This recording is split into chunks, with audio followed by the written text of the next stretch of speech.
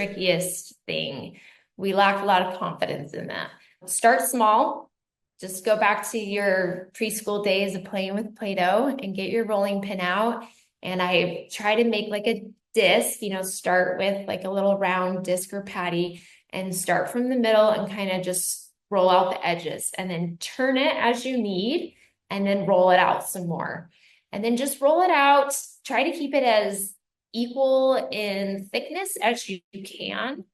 And don't worry too much. Some people say, oh, you shouldn't roll it out all the way to the edge. I say, go ahead, because you need a little bit of that give. You have the right size when you can put your pie plate on it, and it's going to expand beyond that.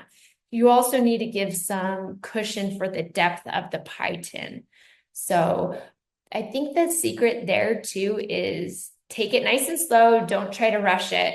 If you need to, you can crumble it all back up and start again. But to keep your pie crust flaky, the less you handle it and roll it out, the better. But don't be discouraged if you need to do it again. And also don't be too discouraged if one side is a little bit thicker than the other. Don't stress. Just get it in there and enjoy your pie.